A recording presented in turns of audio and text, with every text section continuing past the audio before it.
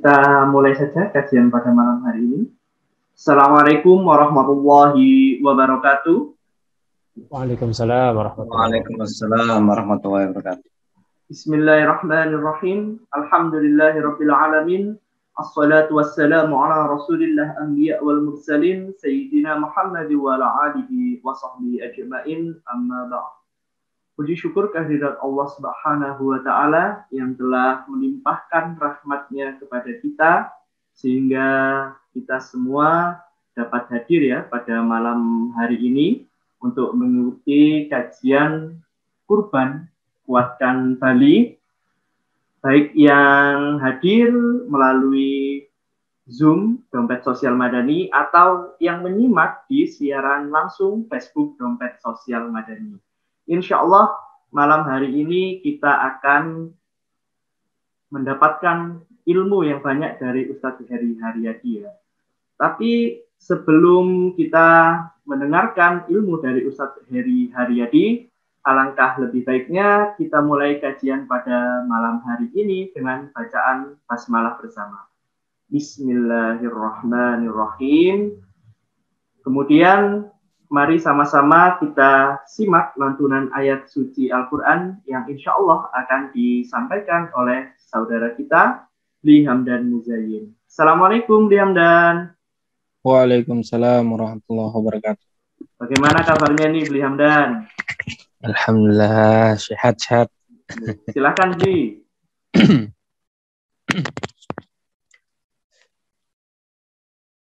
A'udzu billahi minasy syaithanir rajim.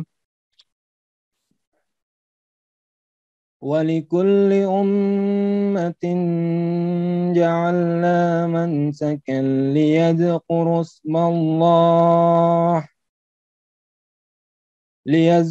ismallahi ala ma razaqahum min bahimatil an'am. Fa'ilahukum ilahun wahid falahu aslimu wabassiril mukhbitin. الذين إذا ذكر الله وجلت قلوبهم والصابرين على ما أصابهم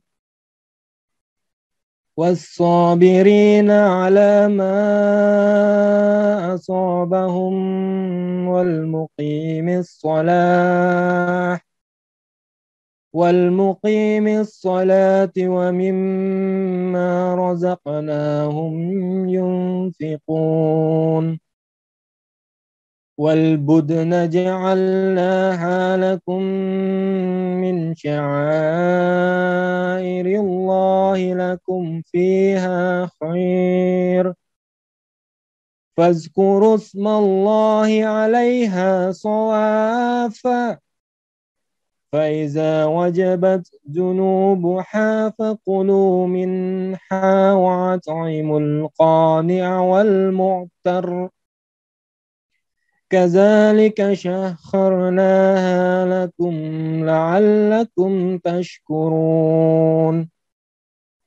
لن ينال الله لحومها ولا دماؤها ولكن يناله التقوى منكم كذلك سخرها لكم لتكبروا الله على ما هداكم وبشر المحسنين.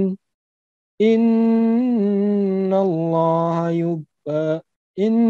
الله يدافع عن الذين آمنوا إن الله لا يحب كل خوان كفور. Sadaqallahul azim. Assalamualaikum warahmatullahi wabarakatuh.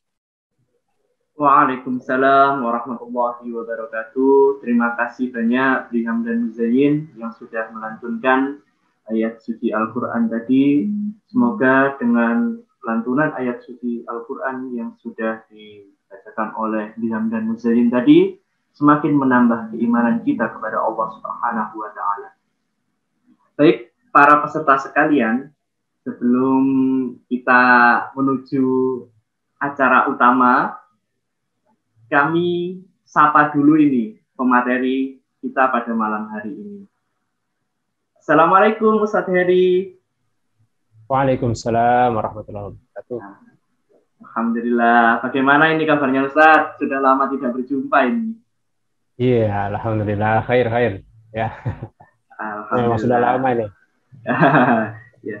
Ilham nggak pernah main lagi ke rumah.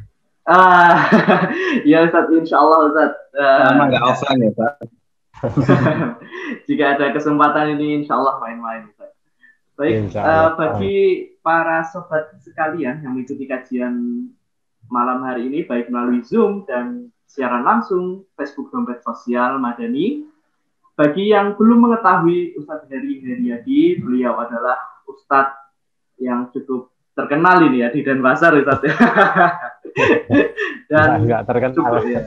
cukup mumpuni lah keilmuannya sehingga kita bisa mengambil ilmu, mendengarkan ilmu dari Ustadz Heri Heriadi tentang kurban, persiapkan kendaraanmu di akhirat. Insya Allah sudah siap ya Ustadz ya? Siap. Oke, silakan Ustadz, dimulai Ustadz. Bismillahirrahmanirrahim. Assalamualaikum warahmatullahi wabarakatuh. Waalaikumsalam warahmatullahi wabarakatuh.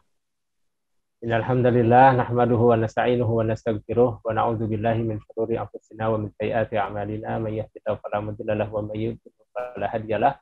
Asyhadu an la ilaha illallah wahdahu la syarikalah wa asyhadu anna Muhammadan abduhu wa rasuluhu la nabiyya ba'dahu. Allahumma shalli wa sallim wa barik ala sayyidina Muhammad wa ala alihi wa ashabihi wa man tabi'ahum bi ihsanin ila yaumil din, amma ba'du. Jemaah sekalian, para hadirin sekalian di manapun berada di dunia maya, karena kita bertemunya sekarang di dunia maya. Insya Allah, meskipun jarak kita ini jauh-jauh, ya, saya anggap ini jauh-jauh, kita ketemunya di langit. Dan tentunya dimanapun kita berada, semoga Allah Subhanahu Wa Taala selalu memberikan penjagaan, ya, memberikan kesehatan kepada kita semua di masa pandemi ini, dan diberikan keberkahan oleh Allah Subhanahu Wa Taala. Salawat dan salam kita haturkan pula kepada uswah hasanah kita Nabi Muhammad SAW, kita keluarga, para sahabat, dan para pengikutnya hingga akhir zaman.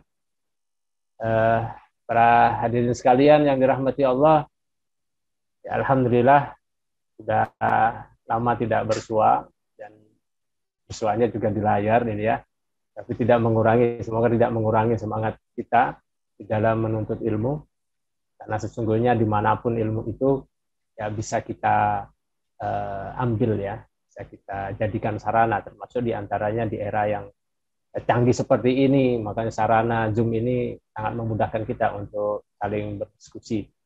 Dan jangan sampai mengira, ini sebelum masuk ke materi ini ya, jangan sampai mengira bahwa kita ngaji via Zoom itu pahalanya lebih kecil daripada ngaji yang offline. Ya. Ini tergantung niat. Kadang-kadang saya juga berpikir ngaji via online itu kadang-kadang lebih sulit. Ya, lebih sulit. Ujiannya mata. Biasanya ngantuk biasanya karena bagaimanapun yang dihadapi itu adalah layar HP atau layar komputernya. Makanya kadang-kadang kalau misalnya kita ngaji itu kemudian sulit, ya, ujiannya itu adalah lelah, misalnya bosan ngelihat layar HP saja. Nah, itu bisa jadi dari situlah kemudian Allah Subhanahu Wa Taala melipat gandakan pahala menuntut ilmu kita ini. Insya Allah semoga kita ini termasuk di antara hamba-hamba Allah yang diberkahi, yang disebut-sebut namanya di sisinya di penduduk langit, karena termasuk memakmurkan majelis. Para hadirin sekalian dirahmati Allah, tema kita malam hari ini adalah kurban, ya, persiapkan kendaraan akhiratmu. Jadi kurban ini dikiaskan atau diumpamakan sebagai kendaraan akhirat. Nah, sebenarnya tema ini menarik. Saya sengaja tidak memberikan masukan untuk yang ngasih tema ya, tapi temanya ini menarik. Persiapkan kendaraan akhiratmu. Ini tentunya mungkin diambil dari satu hadis ya yang masyhur sebenarnya, masyhur bahwa Rasulullah SAW pernah bersabda, istafrihu dohayakum, ya, perbaguslah hewan kurban kalian itu, fa innaha matoyakum ala sirat, sesungguhnya hewan kurban itu akan menjadi matoyakum, sebagai kendaraan, sebagai tunggangan ya, tunggangan nanti di atas sirat, di atas sirat. Kita ketahui nih kalau misalnya salah satu fase kita nanti di akhirat itu salah satunya adalah melewati sirat. Kalau kita kaji hadis-hadis tentang sirat ini sebenarnya mengerikan. Mengerikan kalau kita bayangkan suasananya. Jadi dalam beberapa hadis itu dinyatakan bahwa sirat itu ya jembatan di antara yang diletakkan di atas neraka jahanam. Di atas neraka jahanam. Jadi kalau misalnya ke bawah itu sudah siksa, sudah masuk neraka jahanam. Kemudian jembatannya itu lebih halus dari rambut. Salah satu riwayat itu mengatakan lebih halus dari rambut. Kemudian tetapi jangan dibayangkan rambut, karena kata Rasulullah SAW dia seperti tajam juga seperti pedang. Jadi kalau misalnya halus seperti rambut saja ya masih mungkin kita merangkak, masih mungkin. Tapi kalau misalnya dia tajam karena saking tipisnya, kemudian dia seperti ini ya, seperti pisau itu, semakin tipis dia semakin tajam. Nah, kita kalau misalnya naudzubillah ya, semoga kita dilindungi oleh Allah Subhanahu wa taala dan dimudahkan di dalam lewat di atas sirat. Ya, kalau misalnya ada orang yang kemudian jalan dan dia merangkak, itu saja sudah sakitnya luar biasa. Itu seperti merangkak, kita juga bisa bayangkan merangkak di atas pisau. Jadi namanya pisau ya tetap sakit karena saking tajam. Nah, di atas sirat itu nanti kata Rasulullah SAW ada yang melewatinya sudah seperti angin, ada yang seperti kilat, cepat kilat ya, ada yang seperti angin, ada yang bahkan sampai merangkak, bahkan ada yang juga sampai gosong karena saking panasnya di atas, karena pelan-pelan sekali di atas sirat. Nah, jadi semua itu ya, semua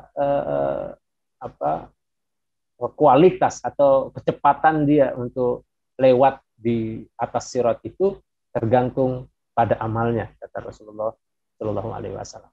Dan mungkin dari hadis inilah kemudian dibuat tema persiapkan kendaraan akhirat. Tetapi satu yang jadi bukan masalah ya, ternyata hadis yang tadi, hadis yang saya sebutkan itu, fa inna matoyakum alas sirat, itu ternyata para ulama itu banyak yang menganggap hadis ini lemah dan tidak bisa dijadikan dalil. Tapi ya bukan berarti salah temanya. Tetapi di hadis ini meskipun dia dhaif, karena dia adalah termasuk fadhailul amal, keutamaan-keutamaan amal, kita kemudian merubah cara pandangnya, karena ini tidak bertentangan dengan syariat ya, tidak bertentangan dengan keutamaan kurban yang lain. Di antara cara pandang itu ya, yang benar itu adalah tidak mungkin kemudian kita itu naik di atas sirat itu pakai kambing, ya kan? Nggak mungkin. Atau pakai sapi, itu nggak mungkin. Tetapi yang memungkinkan adalah pahala kurban kita yang di dunia itu, itulah nanti yang akan membuat kita seperti mesinnya ya, yang membuat kita akan cepat atau itu karena pahala kurbannya. Jadi jangan dianggap kurbannya itu nanti datang kayak kambing, kemudian kita naik kambing di atas sirat, atau naik sapi di atas sirat, atau naik unta di atas sirat. Tapi pahala kurbannya itulah yang termasuk di antara amal-amal soleh yang kita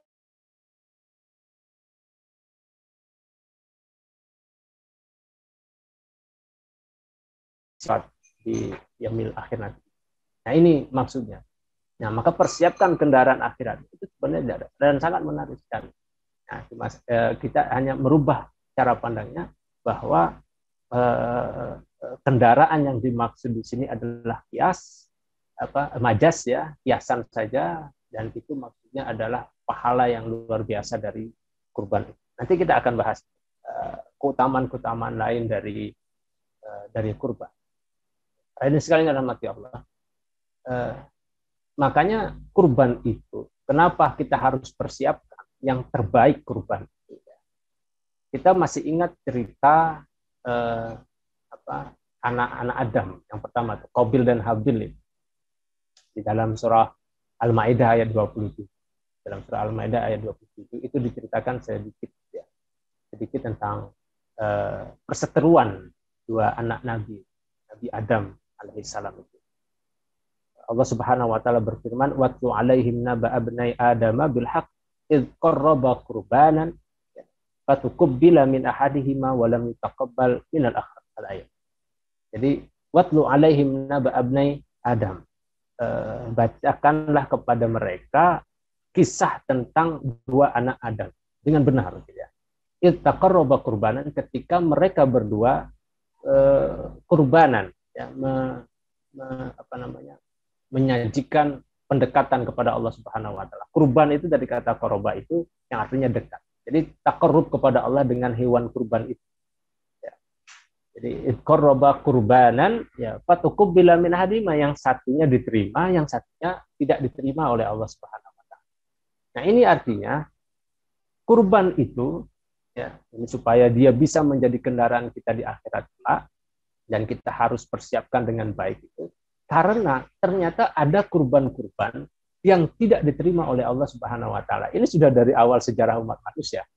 Ada kurban, ya, orangnya itu berkurban, tetapi tidak diterima oleh Allah Subhanahu wa taala, dan sudah terjadi. Ya, yang akhirnya nanti iri gitu ya, hasad, dan kemudian dibunuh saudara. Nah, ini penting nih. Kenapa ada kurban yang tidak diterima oleh Allah Subhanahu wa taala?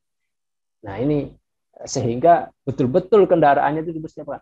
Jangan-jangan kendaraannya sudah bagus, bodinya sudah bagus, harganya sudah luar biasa begitu, ternyata mesinnya nggak ada.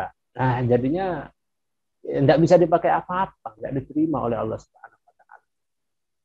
Karena itulah mempersiapkan kendaraan akhirat ini supaya kita bisa, salah satunya ya, kita bisa jalan cepat di atas sirat itu.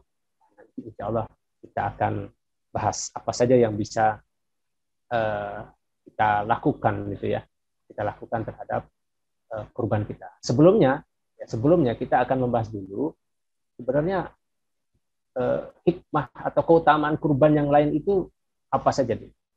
Ini kan motivasi, apalagi di masa pandemi seperti ini. Kayaknya bagi yang mampu itu harus berkorban begitu. Bagi yang mampu harus berkorban. Kalau bisa dua kambing, dua tempat yang berbeda. Jadi supaya untuk membantu saudara-saudara yang sedang kesusahan sekarang ini.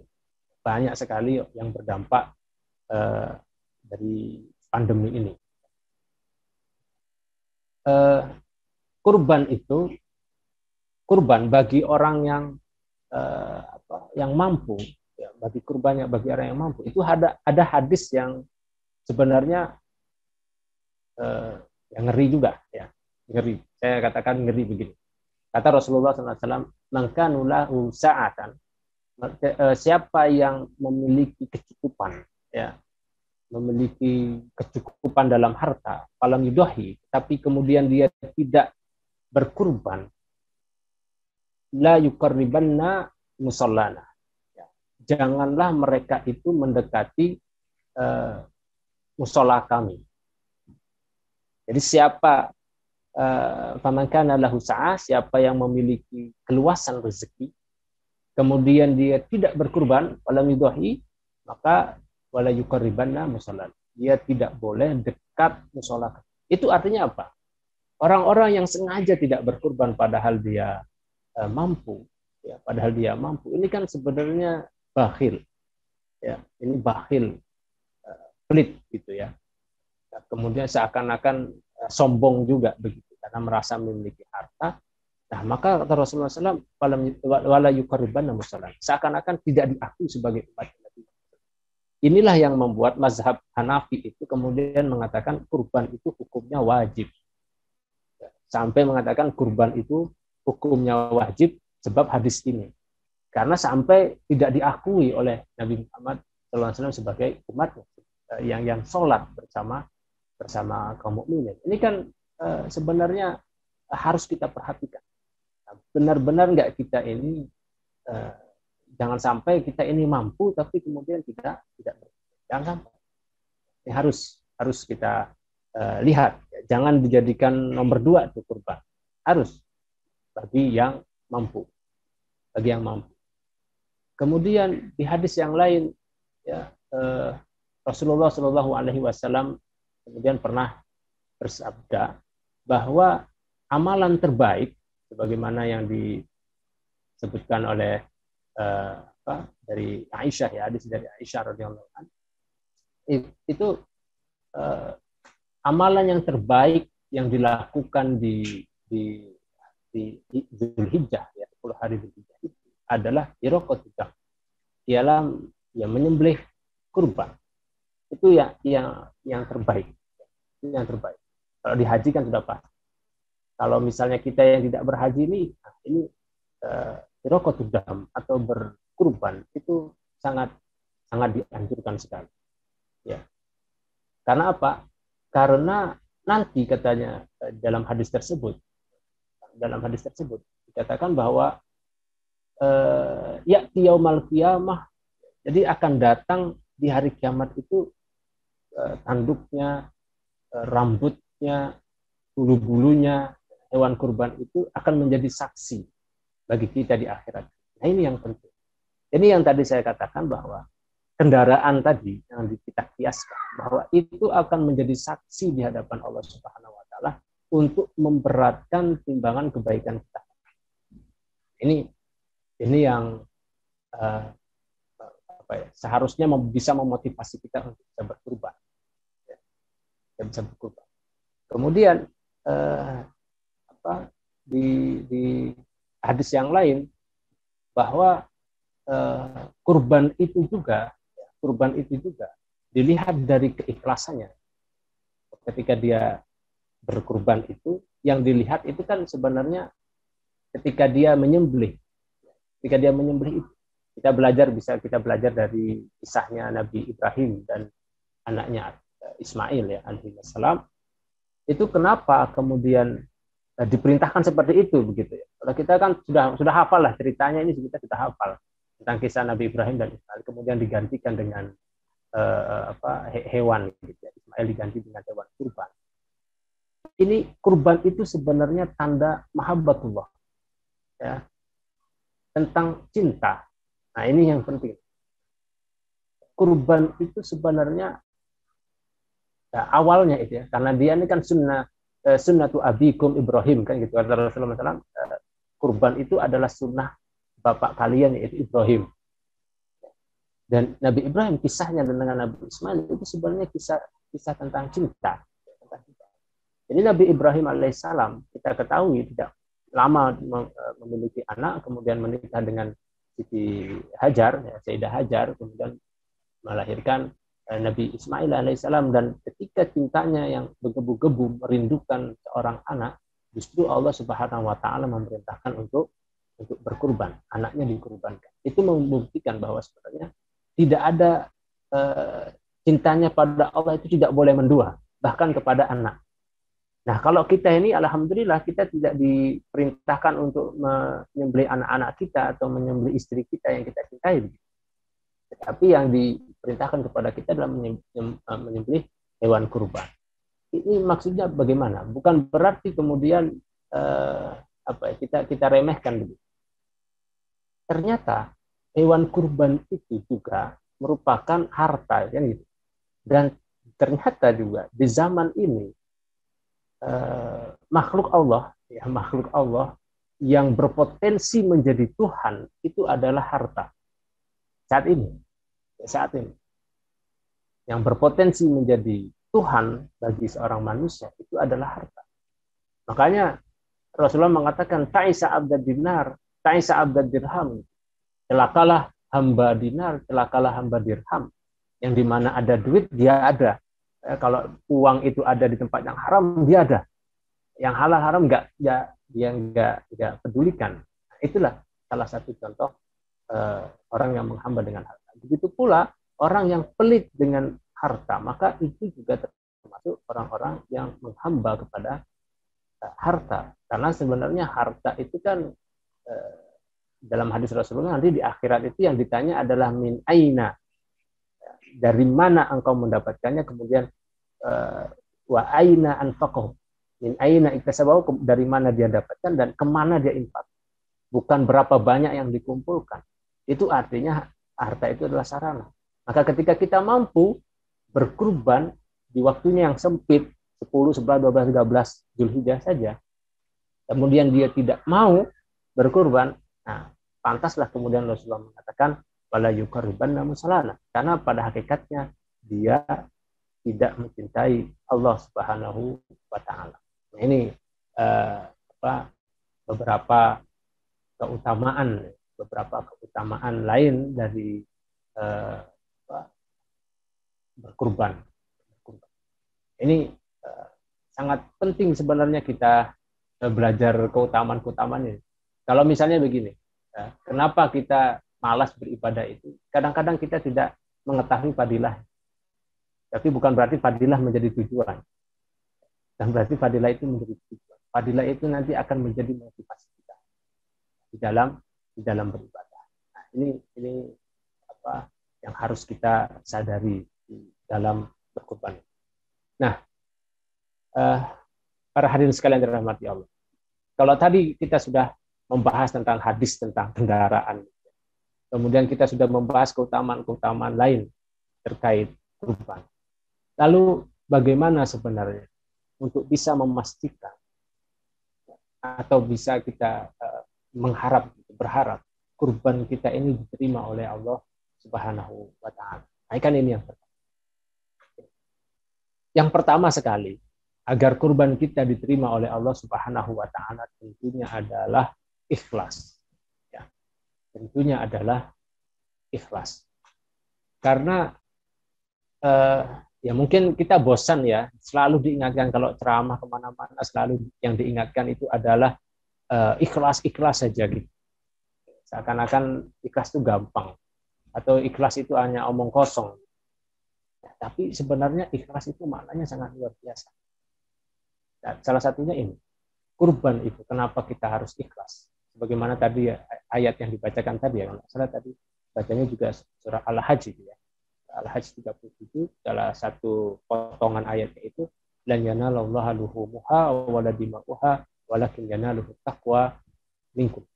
Ya, sesungguhnya daging-daging dan darah-darah itu ya yang dari hewan kurban itu tidak dapat mencapai ridho Allah Subhanahu wa taala. Dagingnya, darahnya itu tidak dapat mencapai ridho Allah Subhanahu wa taala, tetapi yang mendapatkan ridhoannya, yang nyampe pada ridho Allah itu adalah ketakwaan. Dan ketakwaan itu ya, munculnya di dalam jiwa yang bermula dari keikhlasan.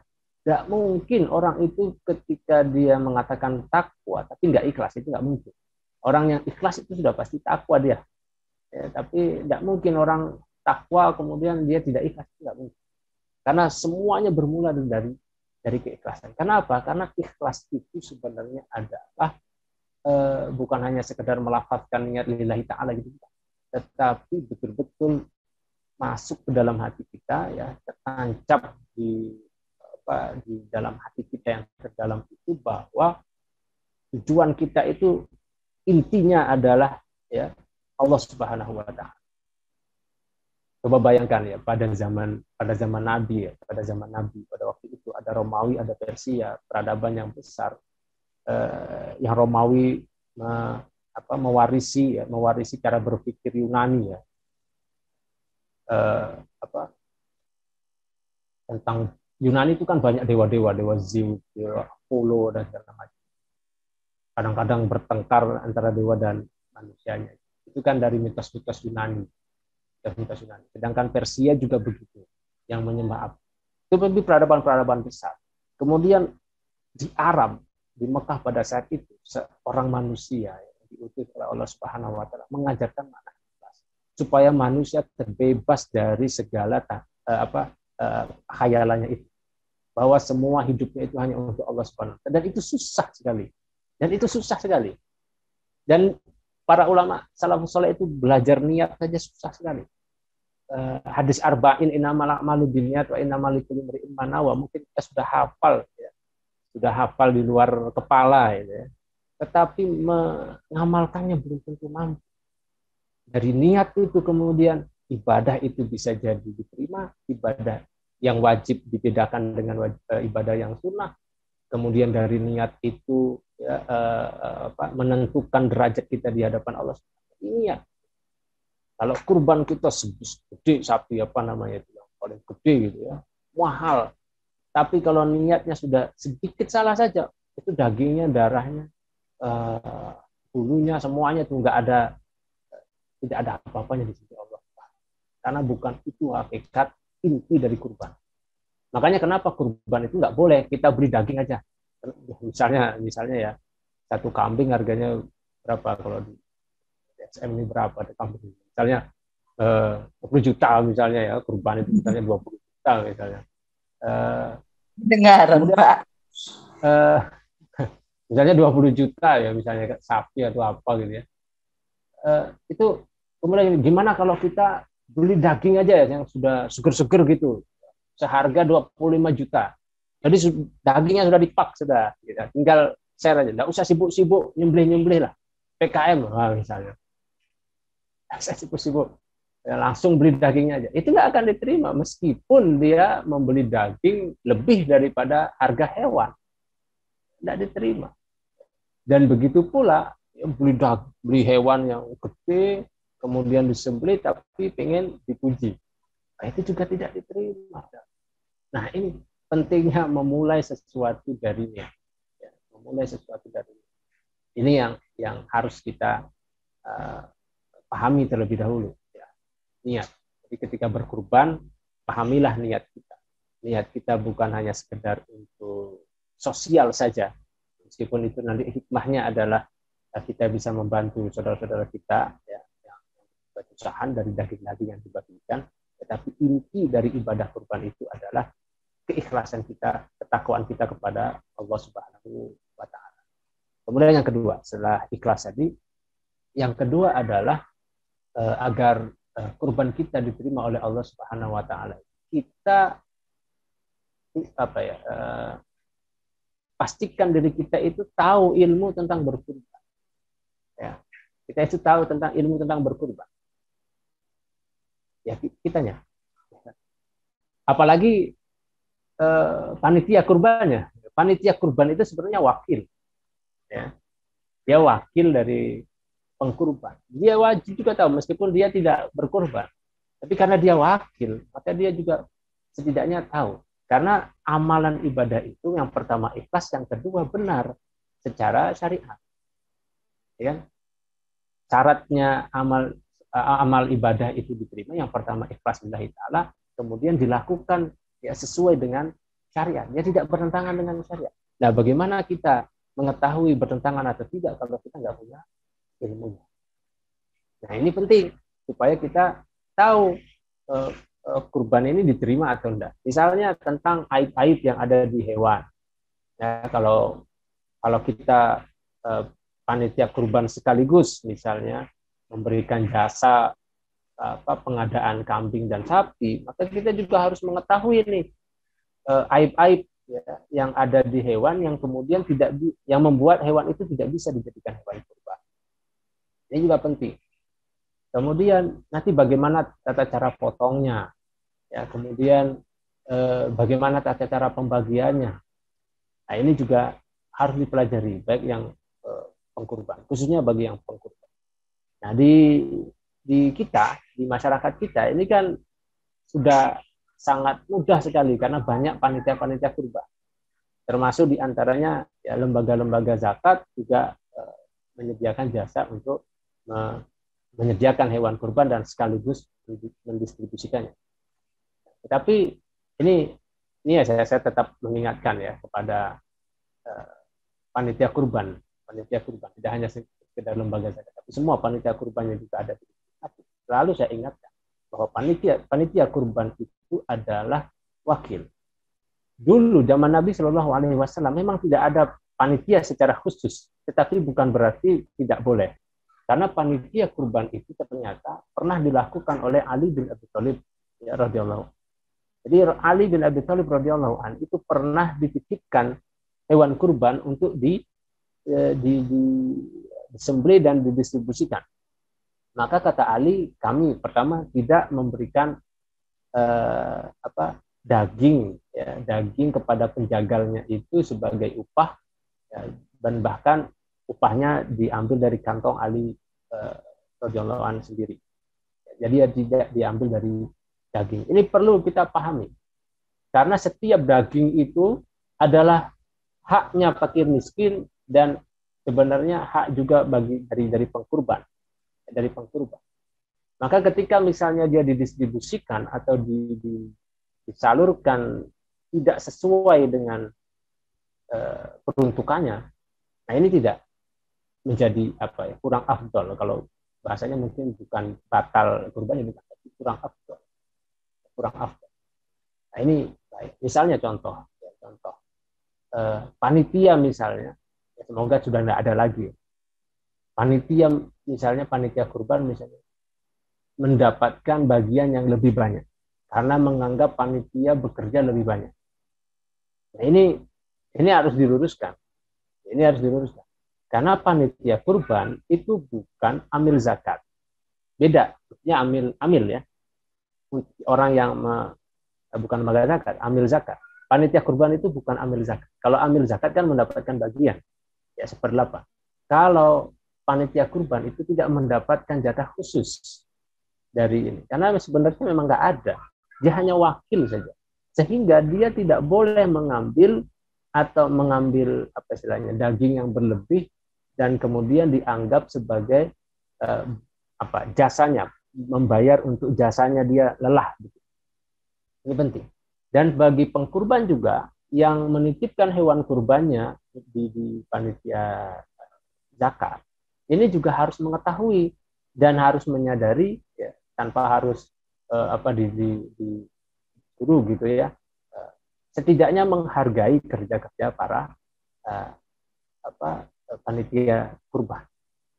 Atau misalnya disediakan ya infak khusus untuk panitia zakat, panitia kurban yang sudah mengelola dan didistribusikan itu ya, diambil dari infak dan sedekah yang berbeda dari harga kambing. Itu perlu kita sosialisasikan. Karena apa? Karena maksudnya begini. Nanti misalnya, kenapa kulit kan yang jadi permasalahan nanti, kenapa kulit kurban itu nggak boleh diperjualbelikan? Misalnya, dulu itu kulit itu kan tidak sepertinya kulit hewan kurban itu tidak terlalu banyak dimanfaatkan oleh generasi awal. Kalau kita sekarang mungkin kulit sapi bisa jadi kerupuk, kulit sapi bisa jadi kerupuk kalau sekarang. Kalau dulu mungkin enggak. Kalau kulit unta saya nggak tahu apa bisa jadi kerupuk apa enggak gitu ya. Kalau kulit kambing ya tahu. Tapi kalau misalnya kulit itu biasanya dijadikan seperti beduk, ya, dijadikan pelana kuda gitu kan kalau salah. Pokoknya jadikan benda lah, tidak dimakan, gitu. Tidak dimakan. Dan mayoritas ulama kemudian mengatakan tidak boleh dijual. Artinya tidak boleh dijual itu maksudnya begitu. Kalau misalnya saya berkurban, kemudian kan saya dapat sepertiga dagingnya itu hak saya. Kalau kurbannya semua total 30 kg misalnya sama ininya, berarti hak saya 10 kg. Atau ya saya ambil ininya saja, kulitnya saja. Kemudian dari kulit itu saya jual. Ya, daripada saya beduk buat apa, kemudian saya nggak bisa buat kerupuk misalnya dari ini susah misalnya. Cuma satu sapi aja. Akhirnya saya jual. Ketika saya jual, uang saya dapat, ya sudah saya belanjain aja untuk keluarga saya. So itu punya saya, kan gitu. Nah, kenapa nggak boleh begitu? Kenapa nggak boleh? Karena kalau misalnya itu dibolehkan, esensi kurban itu nanti akan hilang. Esensi kurban itu akan hilang. Jadi orang itu berkurban nantinya untuk mendapatkan uang. Sebenarnya nggak ada yang makan sapi loh. Idul Adha akan lebih banyak transaksi duit. Semua, kalau misalnya kulit boleh, berarti daging boleh dong dijual. Akhirnya kalau saya dapat daging, saya nggak malas lah, saya makan daging sapi. Jual aja sama siapa, ya siapa yang mau, siapa yang mau. Akhirnya daging sapi yang saya dapatkan itu dijual belikan. Akhirnya esensi dari hakikat dari kurban yang berbagi, yang penting makan, itu tidak dapat. Sehingga mayoritas ulama tidak membolehkan menjual daging kurban itu kemudian untuk pengkurbannya lagi, untuk dinikmati pengkurban. Karena itu nanti akan ya jauh dari tujuan utama dari kurban. Jadi ilmunya itu penting. Tentunya kalau membahas ilmu tentang kurban, fikih kurban itu kan tidak cukup waktunya kalau sekarang dikaji ya. Insya Allah semuanya sudah paham, apalagi panitia kurban, ya, tujuan kita atau lembaga amil zakat yang mengadakan kurban ini sudah pasti tentunya paham tentang fikih kurban ini. Tetapi tidak salahnya kemudian kita mengingatkan atau memberikan edukasi bagi orang-orang yang menitipkan hartanya ke kita begitu ya, ke lembaga zakat atau ke panitia kurban, diberitahu yang jelas berapa harga kambingnya, berapa sapinya, kemudian kelebihannya ini nanti akan digunakan untuk operasional, ya, untuk membayar penjagalnya, untuk membayar transportasi di dalam pendistribusiannya. Ini perlu, pengkurban itu perlu diajak ya untuk memikirkan hal ini. Jadi jangan seakan-akan dia cuma beli sapi tiba-tiba dapat daging aja, tapi dia tidak tahu bagaimana sulitnya mendistribusikan, bagaimana mencari sapinya begitu ya. Jadi itu yang perlu kita juga ya edukasi gitu ya kepada pengkurban. Karena sebenarnya ingat, kurban ini bukan membeli daging, tetapi hakikatnya dia adalah menyembelih hewan. Bagi yang tidak bisa, kan sunahnya menyembelih sendiri. Tapi kalau misalnya takut-takutan atau nggak profesional kan justru kacau nanti. Saya disuruh nggak pernah megang golok gitu ya. Golok disuruh nyembelih sapi itu, waduh, saya yang pingsan itu. Jadi kalau misalnya saya berkurban kemudian saya kasih, diwakilkan saja ya, diwakilkan yang lebih profesional ya, sekali gorok sudah selesai. Nah, itu sunnah bagi saya hadir di tempat, hadir untuk menyaksikan itu bagaimana kurban saya atau hewan kurban saya tadi disembelih.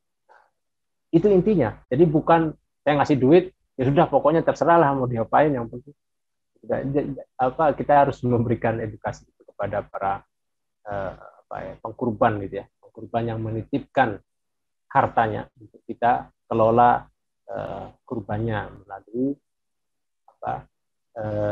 tempat-tempat yang sudah kita tentukan.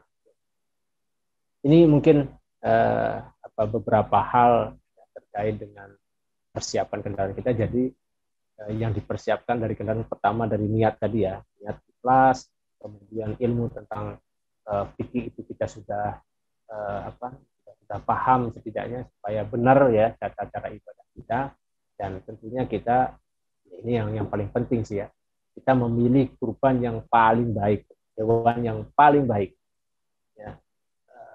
Kalau bisa kita beli, bukan tidak mesti mahal sih sebenarnya, karena mahal itu kayaknya relatif lah bagi orang-orang, tapi yang penting paling baik dan paling bermanfaat. Kalau misalnya kita bisa beli sapi sendirian, beli sapi sendirian, tidak perlu patungan, begitu maksudnya. Kalau misalnya bisa beli kambing 4, ya kambing 4 daripada patungan satu sapi, misalnya. Jadi itu balik lagi. Yang penting bagaimana kita menghadirkan hewan kurban yang terbaik dari sisi daging, dari sisi kemanfaatannya, dan bisa tersalurkan lebih banyak kebermanfaatannya bagi kaum muslimin, itu sangat luar biasa. Disitulah nanti ya berharapnya kurban-kurban itu akan menjadi yang membantu, menjadi saksi yang kemudian nanti yang menambah amal-amal kebaikan kita ketika berjalan di sirat nanti akan cepat kilat, ya. Cepat kilat, tidak terasa itu yang tipis dan tajam tadi tidak terasa ketika kita sudah selamat di pinggiran tanah dan masuk surganya Allah Subhanahu wa Ta'ala, berkumpul bersama para nabi, para syuhada, para siddiqin dan sholihin, ya.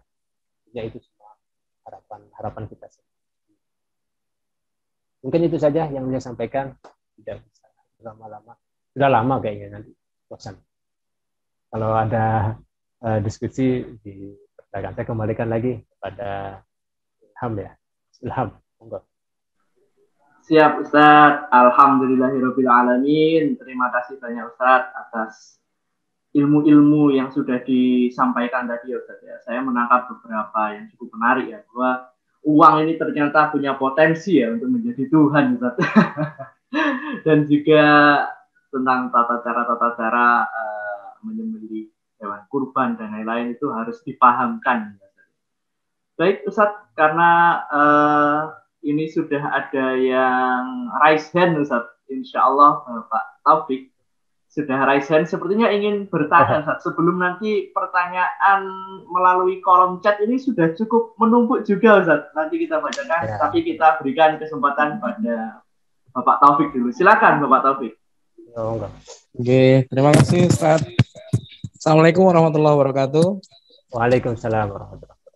Terima kasih Ustadz sudah bisa memberikan ilmunya kepada kita semuanya. Mudah-mudahan kita semuanya bisa memberikan pencerahan bagi kita semuanya. Ada 2 pertanyaan Ustadz. Yang pertama tentang niat, ya. Tentang niat. Kalau tentu saja kalau kita ingin memperkuat niat, terkadang orang-orang itu tidak ingin disebutkan gitu ya namanya. Sama seperti ketika pada waktu Ramadan gitu ya, ketika ada yang berdonasi atau yang berzakat, mereka tidak mau disebutkan namanya. Ya, ambil contoh ya hamba Allah gitu ya. Kita kan semua hamba Allah gitu ya. Akhirnya mereka hanya menitipkan uang saja, dan supaya mereka memperkuat niat mereka tidak mau disebutkan namanya gitu ya. Begitu pula juga terjadi pada saat kurban gitu ya. Saya titip aja buat ini.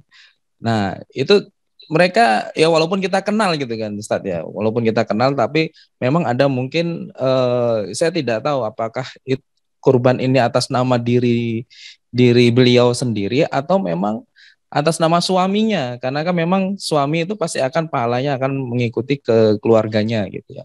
Nah, niat-niat seperti ini bagaimana cara mengedukasinya, Zat? Artinya supaya mereka juga termotivasi dan ya walaupun insya Allah pahalanya pasti akan mengalir gitu ya. Tapi kan memang perlu ada satu edukasi dan juga mungkin bagi kita di lembaga zakat sebagai bentuk pendataan juga berapa sih potensi umat Islam yang bisa kita kelola di daerah Bali ini. Itu yang pertama. Yang kedua, ini juga menyangkut tentang persiapan kurban, Ustaz. Kalau kita kita bayangkan ya, dari zaman Rasulullah sampai zaman sekarang ini harga kambing itu sebenarnya sama seperti harga emas kalau bisa saya bandingkan gitu ya. Nah, ini tentang tabungan kurban. Jadi tabungan kurban itu sebenarnya untuk menabung untuk berkurban, lebih afdolnya gitu Ustaz ya, menabung untuk berkurban atau kita menabung emas yang nanti bisa kita jadikan hewan kurban, nah, gitu. Sehingga ya kita kan ya karena mungkin zaman dulu nggak ada tabungan kurban Ustaz ya, ada yang mungkin emas gitu ya, harga emas mungkin disamakan dengan harga kambing hampir sama, mungkin berapa gram emas gitu. Nah ini untuk persoalan seperti ini kita mohon pencerahannya Ustaz, mudah-mudahan bisa berikan kita pencerahan. Terima kasih. Assalamualaikum warahmatullahi wabarakatuh. Assalamualaikum warahmatullahi wabarakatuh. Ini saya langsung jawab atau? Iya Ustaz, insya Allah langsung dijawab saja Ustaz, sebelum nanti ada yang mungkin ingin bertanya lagi, udah ada yang raise hand. Jadi yang pertama tentang penyebutan nama ya ketika bersedekah atau menyerahkan hartanya atau dananya itu untuk diberikan hewan kurban. Kadang-kadang pakai nama hamba Allah saja. Nah, padahal sebenarnya itu tadi ya yang harus kita pahami bahwa ikhlas itu tidak selalu ibadahnya tidak nampak.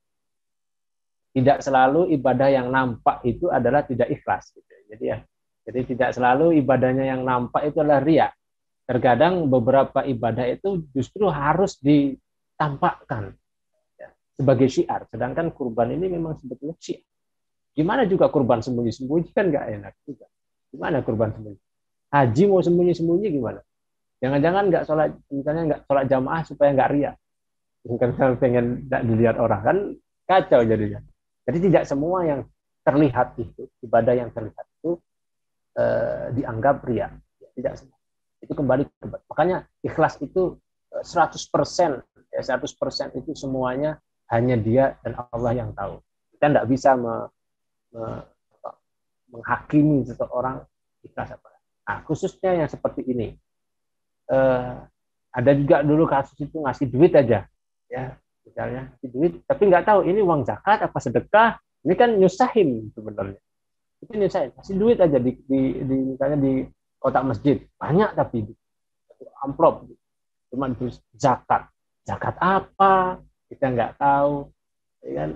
Jadi ini apa ya perlu ya memang orang itu kadang-kadang terlalu hati-hati gitu ya sampai tidak mau disebutkan. Padahal Rasulullah SAW ketika menyembelih hewan itu menyebut dirinya, ya kan?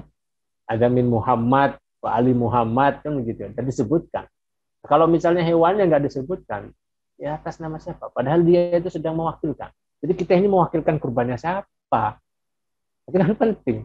Makanya ini harus diperhatikan. Karena mungkin kalau pertanyaannya bagaimana kita cara mengedukasi, kalau kita itu kita kenal gitu ya.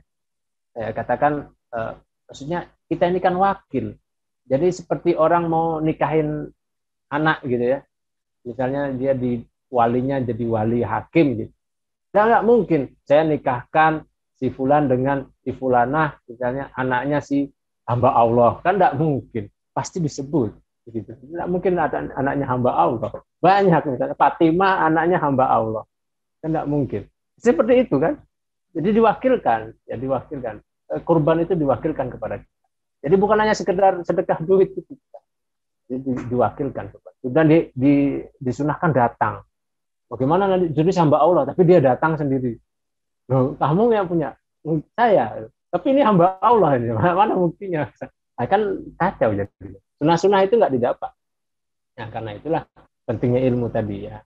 Pentingnya ilmu tadi. Jadi menyebutkan nama itu supaya betul-betul penyembelihannya itu nanti juga disebutkan namanya dan jelas kambing ini punya si fulan dan keluarganya begitu itu penting ya sangat penting ya perlu disebutkan. Jadi poinnya tidak semua ibadah yang nampak adalah riya, itu poinnya. Kemudian yang kedua nabung kurban itu enaknya nabung uang atau nabung emas gitu ya, nabung emas untuk bisa dibelikan kurban. Ini saran saya supaya ya lebih bermanfaat. Kita nabungnya meskipun namanya nabung kurban, tapi jadi begini maksudnya. Kalau misalnya kita dari sejak awal ya, kita niatkan untuk menabung itu untuk membeli kurban, kemudian kita mengatakan pokoknya setahun ini saya harus berkurban, maka itu jatuhnya menjadi kurban wajib. Itu maksudnya seperti nazar. Ya, dia seperti nazar. Kemudian entah caranya dia menabung, entah caranya dia beli kambing yang kecil kemudian dirawat. Ya, dia beli kambing kecil kemudian dia rawat sendiri. Pokoknya kambing ini nggak boleh dijual, nggak boleh apa. Pokoknya untuk kurban tahun ini. Nah itu sudah menjadi wajib. Kalau sudah dia itu jadi kambing wajib, maka dia nggak punya hak untuk mendapatkan dari dagingnya itu, kurbannya. Ini kan penting. Jadi karena itu adalah kurban nazar, kurban yang wajib. Nah, tabungan kurban supaya tidak jatuh seperti itu, maka baiknya dia boleh nabung dulu supaya bisa berkurban. Jadi bukan wajib gabungan ini untuk kurban, ya kan? Supaya tidak jatuh ke kurban wajib. Gitu. Ya. Boleh dia kemudian menabung emas dulu. Itu lebih menguntungkan karena lebih nilainya ya tidak berkurang kan begitu ya.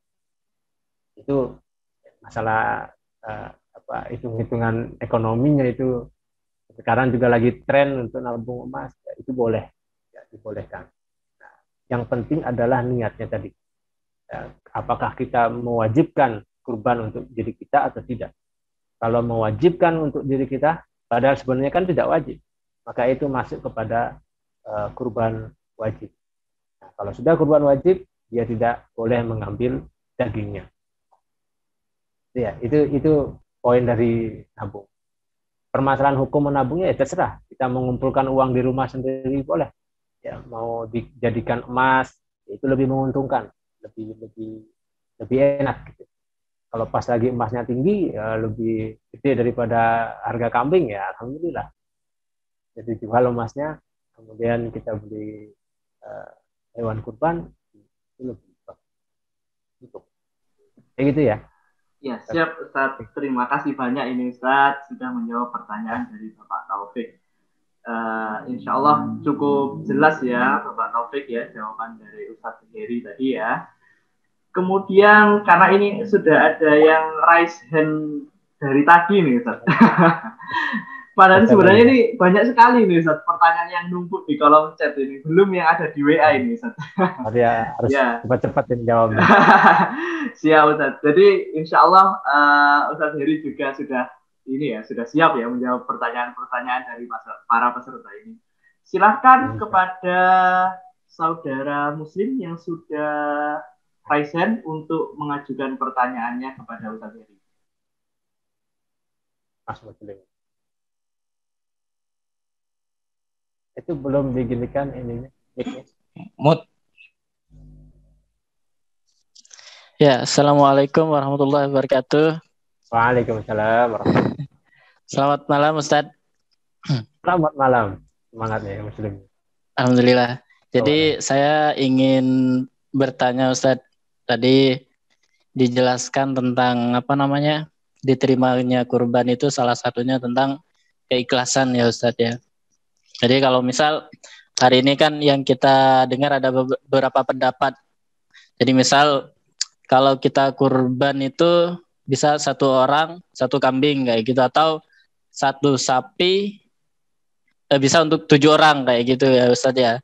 Terus ada juga kadang yang orang berkurban itu 1 kambing itu bisa untuk 1 keluarga kayak gitu. Bahkan pernah ada thumbnail ya, saya nggak lihat ceramah fullnya, kata Gus Baha itu kita pakai ayam itu bisa berkurban kayak gitu. Nah pertanyaan saya itu Ustaz, batasannya orang berkurban itu seperti apa sih? Misal yang dimaksud orang beneran berkurban itu seperti apa sih Ustaz? Ya misal hari ini kan orang bisa pakai yang mana aja ini. Jadi misal satu kambing 1 orang, atau maksudnya 1 kambing untuk seluruh keluarga seperti itu. Bahkan yang lebih murah lagi atau kayak gimana kayak gitu. Dan sambungnya lagi ke ikhlasan tadi, kalau kita ikhlasnya itu 1 kambing untuk seluruh keluarga seperti itu Ustaz. Itu gimana Ustaz? Jadi yang dimaksud batasannya kita berkurban itu seperti apa Ustaz? Insyaallah itu. Batasan kurban. Jadi saya langsung jawab ya. Iya. Sekarang ini kan ada banyak pendapat misalnya atau bagaimana ketentuannya. Kambing itu boleh berapa? Ini tentang patungan kurban. Satunya patungan kurban. Kemudian tadi disebut pakai ayam aja bisa kita berkurban. Sebenarnya itu bukan baru ya. Dalam pandangan fikih itu ternyata pernah ada Ibnu Hazm Zahiri ya. Dari mazhab Zahiri namanya, mazhab Zahiri Ibnu Hazm itu berpendapat kita berkurban pakai ayam itu boleh gitu, yang penting hewan ternak sebenarnya. Tapi tidak dipakai ya, tidak dipakai. Itu berlandaskan hadisnya Bilal bin Rabah, itu dia pernah begini, pokoknya saya harus, kata Bilal, saya harus setiap tahun itu, dia mengharuskan dirinya untuk berkurban. Walau kan biddi, kata Bilal, meskipun saya cuma pakai ayam aja, saya berkurban. Gitu. Dari perkataan Bilal itu kemudian Ibnu Hazm mengatakan, oh berarti ayam boleh. Padahal menurut mayoritas ulama yang lain ya, ulama yang lain tidak ada yang pernah mengatakan ayam gitu. Semuanya itu hampir sepakat bahwa bahimatul an'am yang dijadikan kurban itu adalah ya sapi sejenisnya, kemudian kambing dan sejenisnya, dan unta. Itu ya bahimatul an'am. Kenapa disebut bahimatul an'am? An'am itu dari kata nikmat itu, nikmat. Karena hewan-hewan ini banyak nikmatnya. Jadi semuanya bisa digunakan itu, dari tanduknya bisa, dari kulitnya bisa, bulunya kalau domba itu bisa, dagingnya apalagi, semuanya bisa digunakan. Itu yang disebut dengan bahimatul an'am. Jadi itu pendapat yang sebenarnya sangat ya, tidak ada yang ikutin ya sekarang ya, yang boleh ayam di, tidak tahu nanti ceramahnya kayak apa nanti yang tugasnya mendengarkan lebih lanjut. Itu sepengetahuan saya. Ya, jadi tidak boleh ya secara mayoritas ulama, secara jumhur mayoritas ulama tidak boleh menggunakan ayam, tapi yang boleh adalah bahimatul an'am. Kemudian kambing itu ini menarik nih, agak panjang nanti saya jelasin. Berapa orang yang dan saya nih takut kepanjangan. Jadi uniknya itu di mazhab Syafi'i. Mazhab Syafi'i itu ada dua hukum di dalam berkurban itu. Ada sunnah kifayah, ada sunnah ainiyah. Sama seperti fardu ain, ada fardu kifayah kan. Dalam mazhab Syafi'i tentang kurban ini ternyata juga dibagi sunnah itu. Ada sunnah kifayah, ada sunnah ain. Kalau kepala keluarga kemudian dia baru berkurban dengan satu kambing saja, ini dia sudah menunaikan sunnah ainiyahnya dan sekaligus menunaikan sunnah kifayahnya. Sunnah kifayahnya itu artinya keluarganya yang di bawah nafkahnya, termasuk istri, anak-anaknya semuanya. Nah itu gugur sunnah ainiyahnya. Ya, paham ya? Jadi kalau misalnya satu kepala keluarga dia kambing kemudian mengatakan ada ini kemudian ahli gitu ya, ini dari saya dan kemudian untuk keluarga saya ya sembelih, maka keluarganya, istrinya dan anak-anaknya itu sudah gugur sunnah ainiyahnya. Nah, artinya kalau misalnya tahun depannya itu misalnya si ibu ada si istrinya tadi punya uang sendiri kemudian beli hewan, ya nggak masalah, mengatasnamakan istrinya nggak masalah. Jadi intinya sunnah kifayah itu sunnah yang keluarganya tadi sudah gugur sunnah ainiyah. Paling tidak kalau kita keluarga yang sangat sederhana sekali dan cuma bisa beli satu kambing saja, itu sudah cukup. Kita menggugurkan sunnah kifayah satu keluarga. Itu diperbolehkan. Tapi itu bukan patungan namanya. Itu bukan patungan. Kambing itu nggak boleh patungan. Maksudnya patungan di sini adalah yang diserahkan itu adalah yang namanya adalah yang berpatungan. Ini kaitannya dengan pertanyaan pertama tadi. Nama itu penting. Kalau sapi ada 7, nama itu harus disetor 7. Dan sah 7-7-nya, satu sapi itu menjadi kurban bagi 7 orang. Tapi kalau kambing, ya patungan 7, yang diserahkan satu kambing atas nama 7, ini nggak sah. Ya, ini tidak sah. Ini sedekah namanya. Nah, tapi kalau misalnya, ya, misalnya nih kita 7 orang, kemudian ya anggaplah satu orang, ini saya sedekah buat kamu, ini saya sedekah buat kamu. Akhirnya terkumpul di satu orang seharga kambing, kemudian dia beli dan kemudian berkurban atas nama dia sendiri, itu sah. Ya. Paham ya? Jadi intinya adalah yang disetorkan namanya itu kalau kambing cuma satu saja. Kalau misalnya sapi yang disetorkan bisa sampai 7. Ini pentingnya nama tadi. Pentingnya nama. Jadi kalau kambing itu tidak boleh patungan 7, terus kemudian atas nama saya juga, atas nama saya 7. Tidak boleh. Kalau ada orang ngasih, 7 orang, 6 orang ngasih ke satu, kemudian terserah, kamu mau pakai apa uang ini. Kemudian dia belikan satu kambing, dan disembelih atas nama dia sendiri, ini boleh. Dan itu bukan patungan namanya. Itu tetap kurban satu orang. Paham ya? Ini kasusnya nanti misalnya satu anak kelas nih. Satu kelas nih. Satu kampus misalnya. Satu angkatan. Ayo kita ini patungan semuanya. 40 orang. Ya. iuran kurban, kemudian dapat 1 sapi atau dapat 1 kambing lah, dari 40 orang itu 1 kambing. Bagaimana caranya supaya kambing itu sah menjadi kurban? Dikasih 1 orang saja. Dari 40 itu kasih 1 orang saja. Kemudian 1 orang itu disembelih, maka yang 39 itu dapat sedekah. Yang 1 dapat pahala kurban. Ya. Itu ya, insya Allah semoga dipahami ini tentang patungan. Dan sedangkan sapi itu adalah 7, tidak boleh lebih. 7 orang itu boleh. Ya kalau patungan ya harus ya 7-7-nya mengeluarkan uang dan sama-sama beli sapi. Ya, dan itu boleh atas 1 sapi itu boleh nanti disebutkan ini dari si fulan 7 orang itu boleh. Dan semuanya mendapatkan pahala kurban. Begitu ya? Tidak ada yang ketinggalannya? Oh ya, insya Allah ini saudara Muslim sepertinya sudah paham Ustaz ya. Tadi cukup jelas. Masih bingung. Sunnah ainiyah dan juga sunnah kifayah ya. Bagaimana saudara Muslim? Apakah sudah cukup jelas penjelasan dari Ustaz Heri tadi? Senyum-senyum Ustaz. Insya Allah saja ini Ustaz. Iya. Semoga nggak dipaksa kan sama. Terus apa namanya tadi? Pentingnya sebuah nama ya Ustaz. Ini Ustaz. Kemarin itu kita mendapatkan sebuah pertanyaan Ustaz. Sebelum kita bacakan ini ya pertanyaan lewat yang chat ya. Kita ditanya, Mas, ada nggak sih niat khusus yang harus dilafadzkan ketika kurban gitu? Ini bagaimana Ustaz? Emang ada niat khususnya atau ya cukup dalam hati ya ini kurban saya gitu aja Ustaz? Gimana Ustaz? Namanya lafaz itu ya, lafaz itu sebenarnya tidak pernah ada kewajiban dan tidak pernah memang ada tuntunan ya, ini harus ayatnya yang begini tidak ada, kecuali haji itu kan ada diajarkan oleh Rasul. Kalau kurban itu tidak ada. Tapi kalau melafazkan itu ya baik saja. Para ulama juga mengatakan ya, ada yang mengatakan mubah, ada yang mengatakan tidak masalah lafaz. Dan memang lebih baik untuk berbahasa Arab. Tapi kalau nggak bisa berbahasa Arab, pakai bahasa Indonesia juga. Kalau pakai bahasa Arab, misalnya nawaitu an udhiyya lillahi ta'ala, sudah selesai, boleh.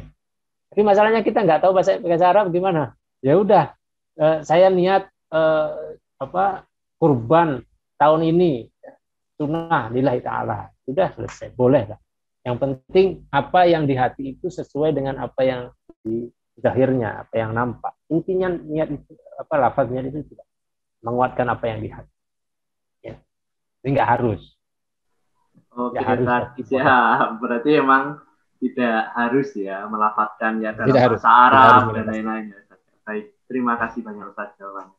Kita beralih ke kolom chat Ustaz yang ada di Zoom. Jadi sebelum Ustaz ini kan juga bisa membaca pertanyaannya, tapi saya bacakan yang direct message dulu Ustaz. Jadi ada yang direct message Ustaz.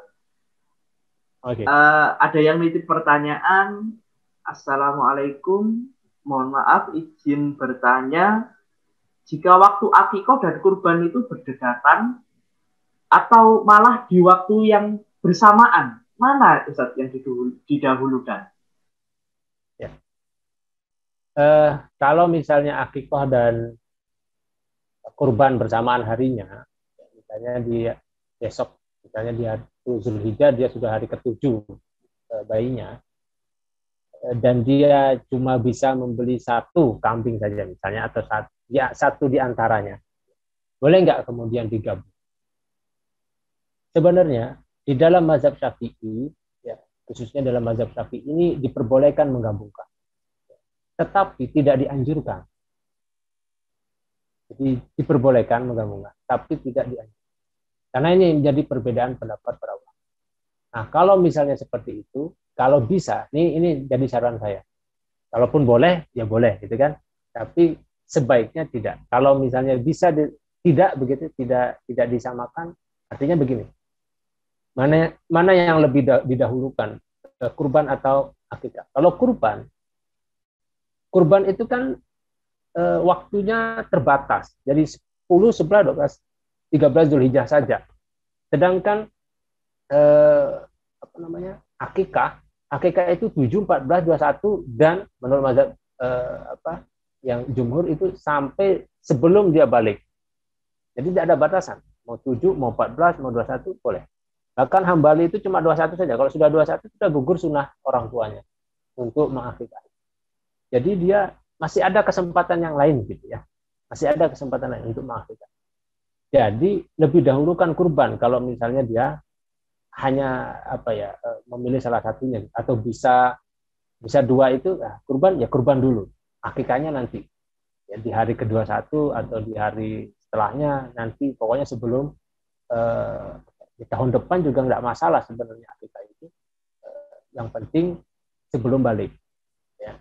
Nah, ini pendapat yang menurut saya juga yang lebih aman ya, yang lebih aman. Tapi kalau mau ngambil pendapatnya, dan itu juga dalam mazhab Syafi'i juga, kalau misalnya menggabungkan ya monggo. Cuma itu tidak dianjurkan. Ya, karena supaya kita keluar saja dari perbedaan pendapat para ulama, itu lebih aman. Ya siap Ustaz, berarti emang lebih amannya ya sebaiknya tidak dianjurkan ya. Baik, kita lanjut pertanyaannya Ustaz. Banyak beredar di tengah masyarakat keyakinan bahwasannya hewan kurban akan menghadap pemiliknya ketika kiamat. Sesungguhnya bagaimana menurut pandangan Islam ini Ustaz? Monggo Ustaz. Ya, itu sebagaimana hadis Aisyah tadi ya.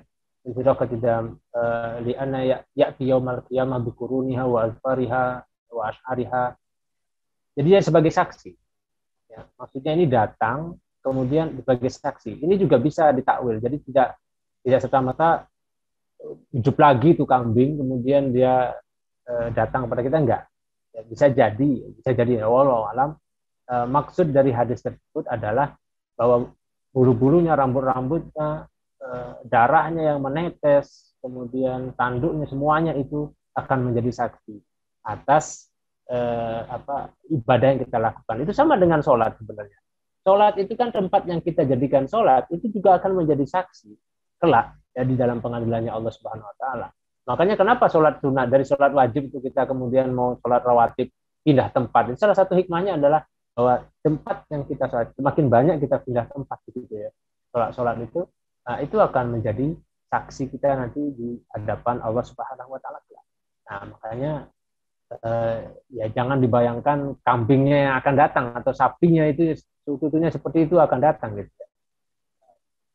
Kemungkinan nggak begitu ya, kemungkinan besar nggak begitu karena sesuai dengan hadis-hadis yang lain yang akan menjadi saksi itu kan semua yang membuat kita yang yang kita gunakan untuk ibadah itu semuanya menjadi saksi. Bahkan Al-Quran datang menjadi saksi. Semuanya. Baju yang bisa. Nah, apalagi hewan kurban itu nanti dia akan menjadi saksi bahwa benar bahwa orang ini sudah berkurban untuk Allah Subhanahu Wa Taala. Ya, makanya cari kalau misalnya domba yang bulunya lebat, begitu dagingnya banyak. Nah, jadi setiap dagingnya itu nanti akan bersaksi di hadapan Allah Subhanahu Wa Taala. Gitu. Siap Ustaz, terima kasih banyak sudah menjawab pertanyaan yang ada di direct message ya di kolom chat Zoom ya. Selanjutnya kami bacakan pertanyaan dari Bapak Nur. Ini terkait dengan ini ya Ustaz ya, hutang untuk kurban. Ini sekaligus saya gabung ya Ustaz ya, pertanyaannya dengan yang kebetulan mampir di WA pribadi nih Ustaz. Apa tuh? Baik. Assalamualaikum. Apakah bisa kita hutang dulu untuk bayar hewan kurban? Melihat masa pandemi ini, tabungan disediakan untuk jaga-jaga. Jadi ada tabungan Ustaz yang disiapkan untuk jaga-jaga ya di masa pandemi. Atau sebaiknya tabungan itu dipakai untuk kurban. Jadi tawakal aja dan berharap sehat-sehat aja. Dan kalaupun memang dibolehkan berhutang, berapa lama kira-kira melunasi hutang itu Ustaz untuk berkurban? Silakan Ustaz. Ya. kalau punya tabungan, kalau kemudian di masa seperti ini tabungan itu dirasa hanya untuk cukup ya, cukup saja untuk jaga-jaga, kemudian untuk hewan kurban. Kalau misalnya beli hewan kurban, tabungan itu habis. Kalau banyak saya nggak masalah kan, beli hewan kurban sisanya masih banyak, jadi jaga-jaga nggak masalah. Tapi kalau hewan ini posisinya tabungan itu kalau dibelikan hewan kurban itu nanti akan jadi habis, maka tidak ada untuk jaga-jaga. Tapi kalau misalnya tidak beli hewan kurban, ini kita disebut mampu nggak? Kan gitu jadinya ya. Jadi begini, khusus di pertama permasalahan mampu. Siapa yang dimaksud dengan mampu di sini? Ya. Maka lahu sa'atan kata Rasulullah SAW, siapa yang memiliki keleluasan. Siapa yang dimaksud mampu? Para ulama itu kemudian mengatakan begini, yang mampu itu adalah sebagian para ulama yang mengatakan yang mampu itu adalah orang yang kalau dia beli hewan kurban itu nanti kebutuhannya dia setelah berkurban itu terpenuhi.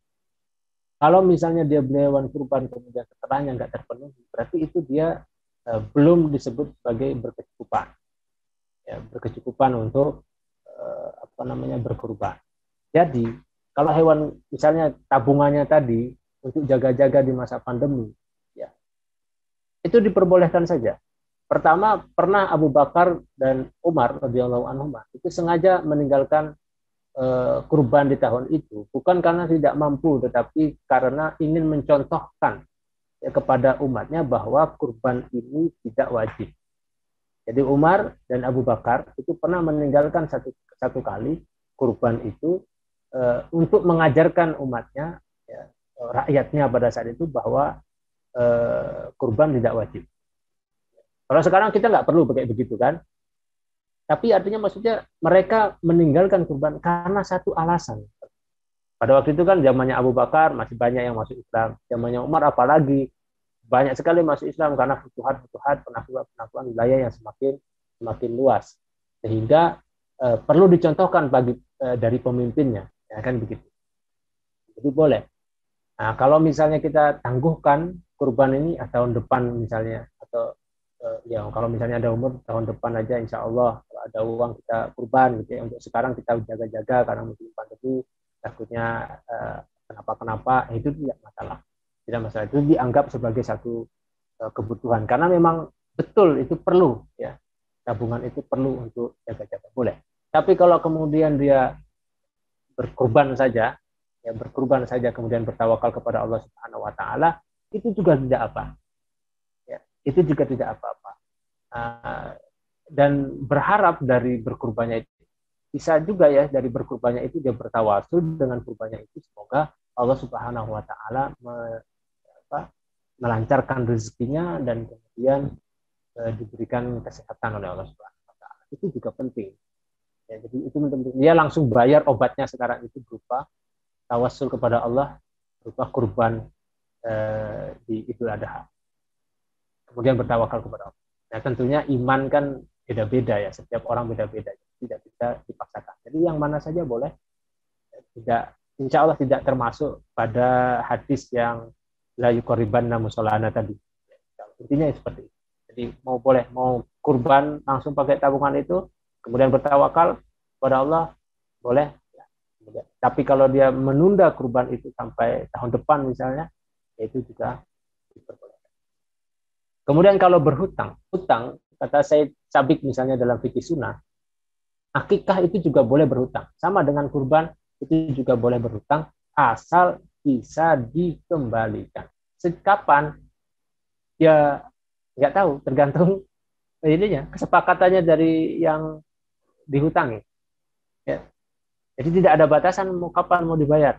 Yang penting begini, ketika kita berhutang, kita sudah tahu uangnya, kita bisa bayar. Bisa contoh begini, besok misalnya 10 Zulhijjahnya misalnya ya, di akhir bulan, misalnya terjadi di akhir bulan, di tengah bulan, belum gajian, ya, pas belum gajian, tetapi di awal bulan depan itu saya bisa beli kambing. Tapi kan 10 Zulhijjah nggak bisa diulang lagi di awal depan, pas di bulan depan besok misalnya. Nah, akhirnya apa? Kan sudah intinya secara logika ya, secara ini kita sudah punya gaji. Ada kita ngelihat duit itu di depan itu kita sudah melihat. Kita bisa beli, cuma waktunya nggak tepat dengan Dzulhijjah ini. Maka di 10 Dzulhijjah itu boleh dia pinjam dulu, ya, pinjam untuk kurban dan nanti saya akan bayar. Jadi jangan sampai memaksakan juga. Misalnya nggak ngeliat duit, ya pokoknya pinjam aja dulu, permasalahan nanti kapan bayar terserah. Nah itu nggak boleh juga. Ya, itu juga nggak boleh. Sebaiknya tidak memaksakan, ya, tidak memaksakan kurban. Karena makanya kurban itu sunnah muakkadah dan sunnah muakkadah bagi yang mampu juga, bagi yang mampu. Dengan pengertian mampu tadi. Jadi kalau misalnya sudah nggak mampu beli gitu ya, ya tidak usah dipaksa. Tidak usah dipaksa. Seperti itu. Kalau permasalahan utang boleh saja, yang penting bisa bayar. Kapan? Ya tergantung kesepakatannya dengan yang mengutang. Oke, siap Ustadz. Jadi insya Allah sebenarnya diperbolehkan hutang asalkan sudah sudah yakin ini bisa membayar gitu ya Ustadz. Iya. Ada gambaran lah ya bisa bayar. Ya, ada gambaran nanti bayarnya bagaimana caranya. Ya. Gitu. Ustadz, tadi ada yang satu tertinggal. Pertanyaan ini saya bacakan duluan ya, karena berdasarkan yang masuk duluan pertanyaannya. Bagaimana pendapat Ustadz tentang kurban online? Monggo Ustadz. Ya. Kurban online itu boleh, ya. Kurban online itu boleh, sebagaimana perwakilan tadi. Kurban itu kan sebenarnya mewakilkan. Yang penting kita percaya dengan orang yang kita titipi, yang online tadi. Yang penting kita percaya. Kalau misalnya sudah itu, ya sah hukumnya kurban. Cuma ya, kalau kurban online itu kita tidak mendapatkan beberapa sunnahnya, termasuk diantara melihat kurban langsung. Kalau bisa online itu misalnya waktu penyembelihan di video dikirimkan videonya, itu lebih bagus. Tapi ya sunnahnya kita hadir di dalam penyembelihan itu kita tidak dapat. Tapi kadang-kadang penyembelihan secara online itu diperlukan gitu ya. Diperlukan untuk daerah-daerah yang memang susah dijangkau, yang kita nggak usah lagi untuk ngambil sapi ini bawa ke sana, sudah tinggal kita titipkan ke penyedia kurban online tadi ya. Jadi seperti itu, kurban itu boleh dengan asas perwakilan tadi, kita saja yang kurban itu misalnya dengan penjaga dengan panitia kurban itu sebenarnya hampir sama dengan online. Cuma dia tetap-tetapan gitu ya. Artinya dia yang diberikan kepada panitia kurban atau ke lembaga zakat misalnya, itu kan uang, bukan hewan. Ya. Uang. Itu sama dengan kurban online itu. Yang di store itu adalah uang yang nanti akan dibelikan hewan kurban. Ya. Yang penting syarat-syarat hewan kurban itu nanti ketika berkurban itu sesuai syaratnya, maka itu bisa diterima ya, sebagai sah atau sah disebut sebagai hewan kurban. Kayak gitu ya. Makanya ya pintar-pintar kita juga untuk memilih kemana kita harus kurban online.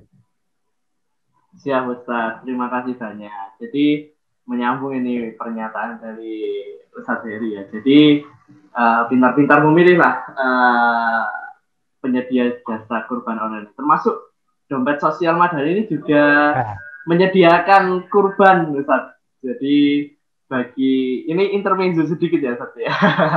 Jadi bagi para peserta kajian yang baik mengikuti lewat Zoom ataupun menyimak di siaran langsung Facebook, insya Allah dompet sosial Madani juga menyediakan kurban tahun ini dengan cara yang mudah ya Ustaz ya, karena terkait dengan peraturan dan pandemi. Insya Allah juga hewannya sehat dan sesuai syariat dan mudah dilaksanakan. Baik, kita bacakan pertanyaan selanjutnya dari Ibu Heni. Mohon izin bertanya Ustadz, mohon dijelaskan perbedaan prinsip antara ibadah kurban dengan zakat. Oh, ini kurban dengan zakat Ustadz. Silakan Ustadz. Ya, apa perbedaan kurban dan zakat? Ya, pertama bahwa kurban itu yang disalurkan daging, ya.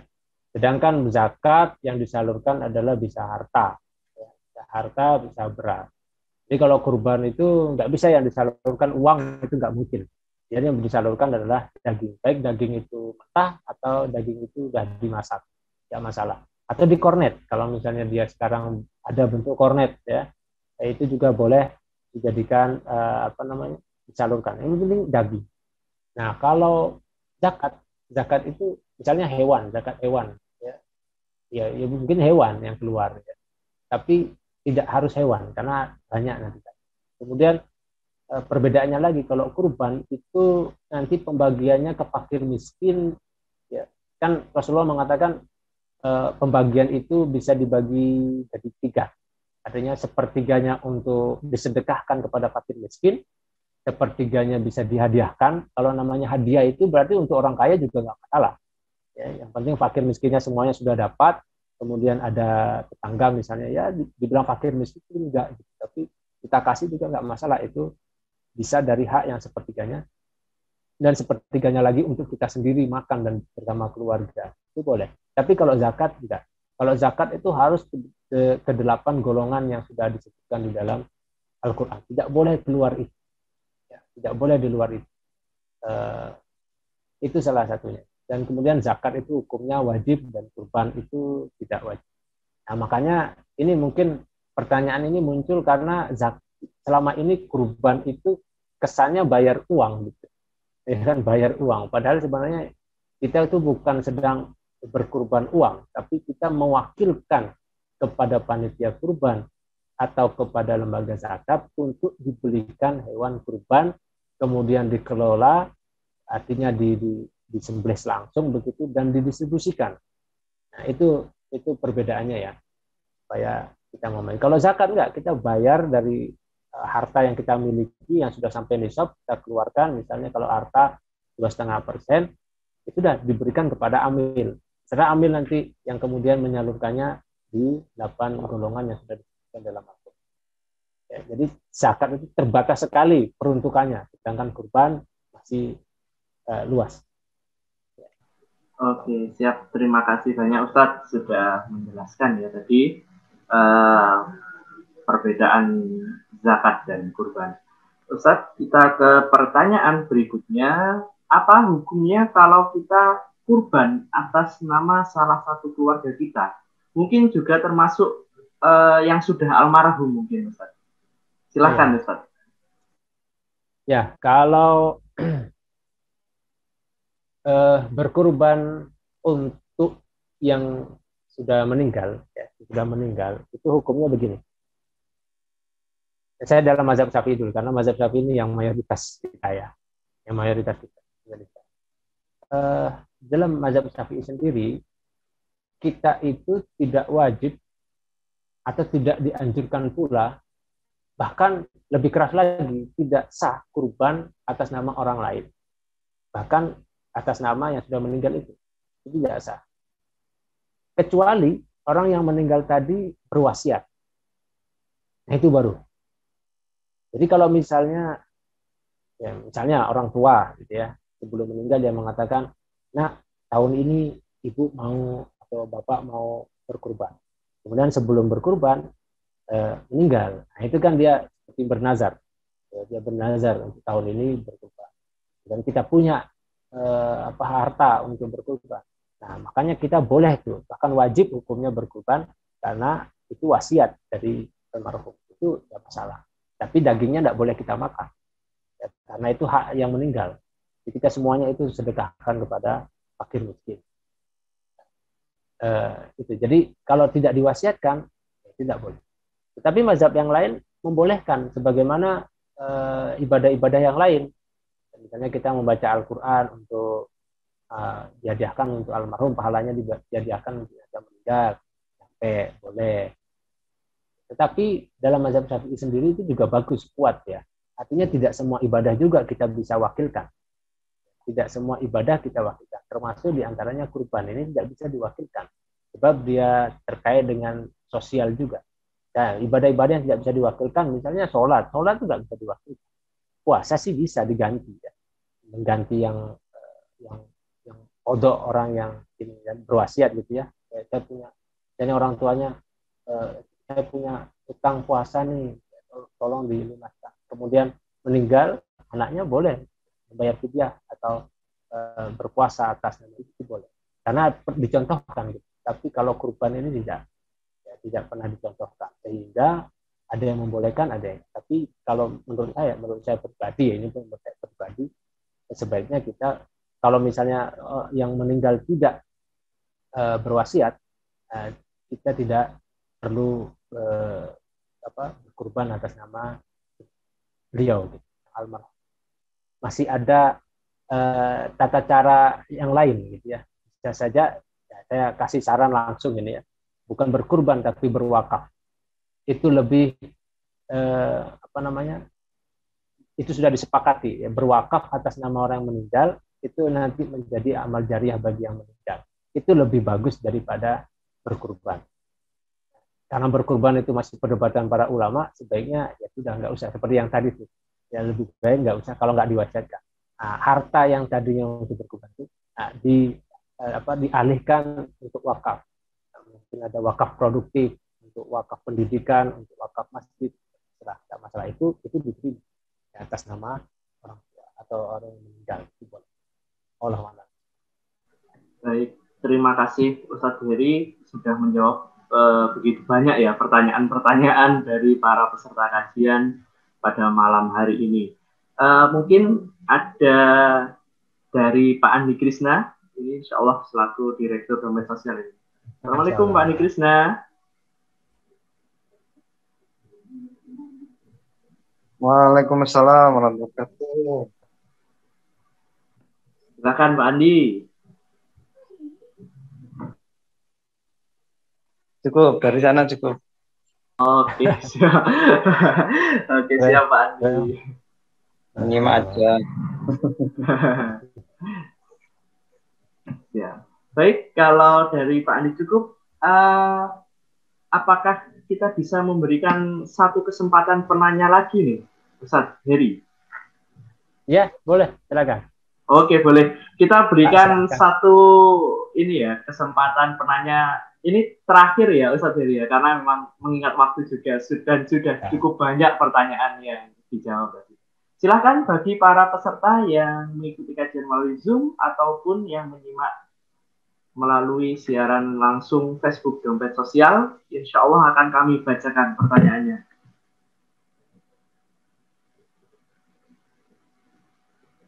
Apakah ada? Oke. Insya Allah cukup ini Ustadz, sepertinya. Iya. Baik Ustadz, sebelum kita akhiri kajian malam hari ini Ustadz, insya Allah mungkin Ustadz bisa memberikan closing statement sekaligus ditutup dengan doa Ustadz. Oh ya.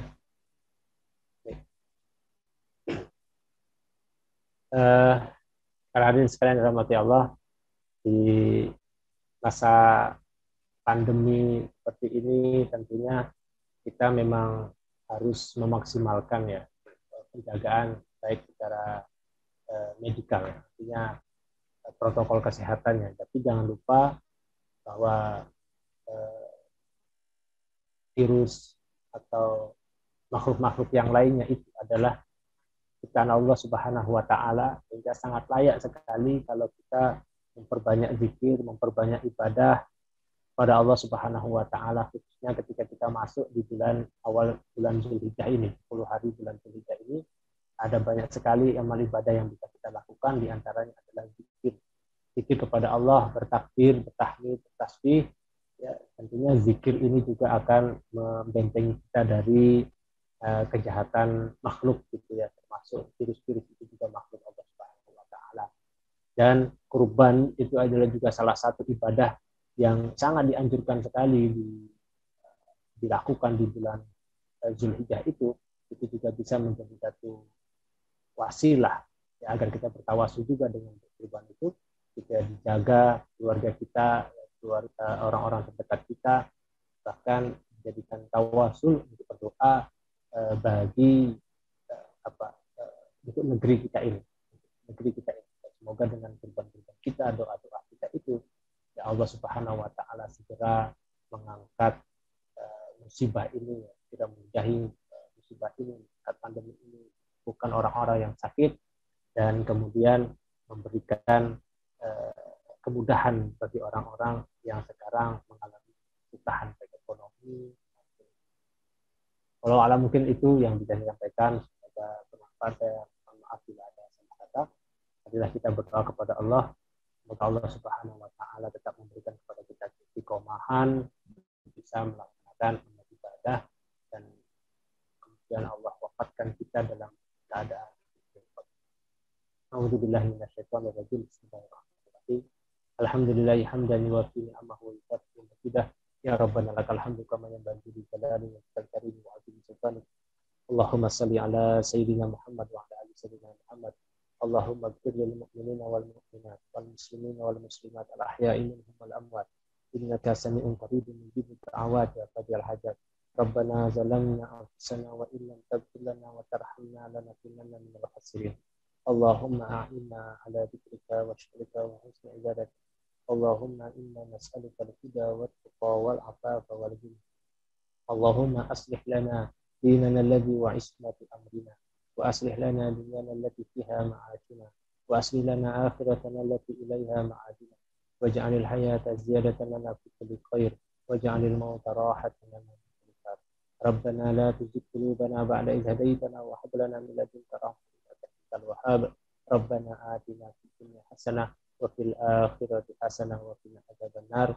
Subhana rabbika rabbil izzati amma yasifun wa salamun alal mursalin walhamdulillahi rabbil alamin.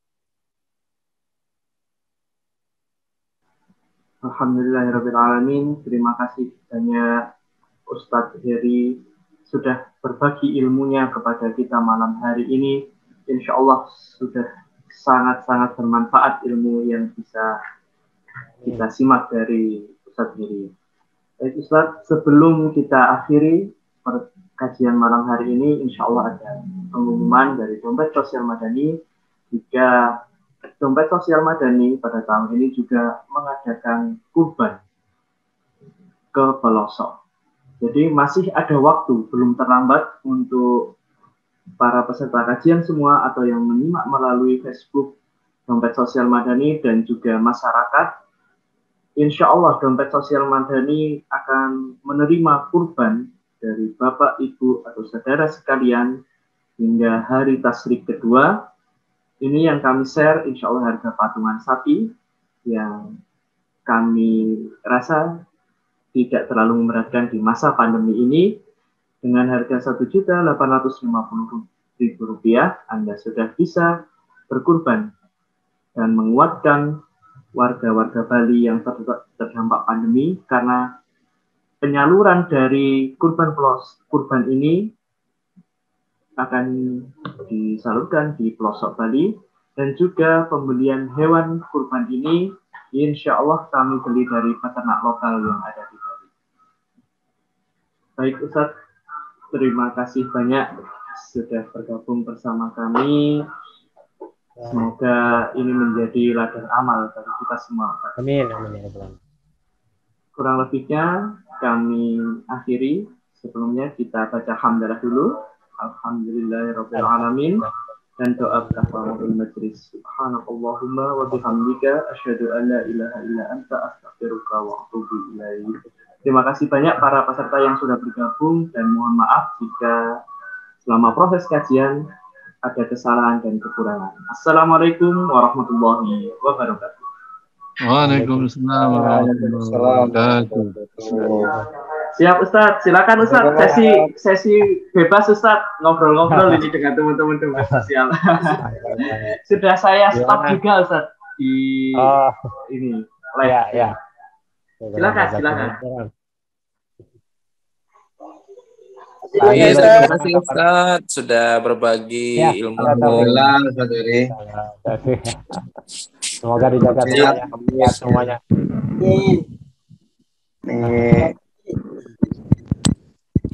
Ini seluruh Bali nih ya? Iya, seluruh Bali. Muslim gimana Muslim? Kabarnya Muslim nih? Alhamdulillah sehat Ustadz. Sehat. Lama nggak ketemu. Iya. Muslim. Undangannya mana, Lin? Datang undangan. Ya, insyaallah nanti datang Ustaz.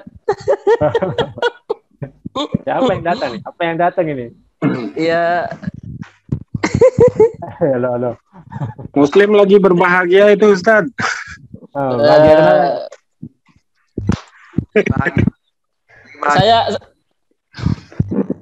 Saya live Zoom ya. Lari. Aduh. Itu Le. Ustadz masih di Watu Renggong itu ya Ustadz kediamannya? Sekarang di Ganggada saya, di Ganggada. Bukan Watu Ganggada.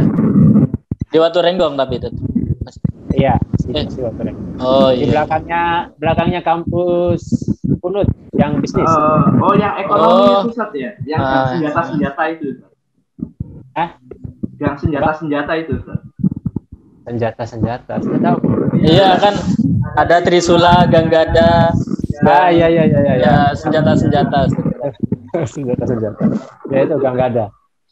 Tadi Ganggada. Ya, main. Nomor berapa Ustaz? Nomor 3. Kalau tadi. Pokoknya ada pohon mangga besar. Ustaz. Main. Ya insyaallah katanya Ilham mau konsultasi Ustaz. Oh, konsultasi boleh.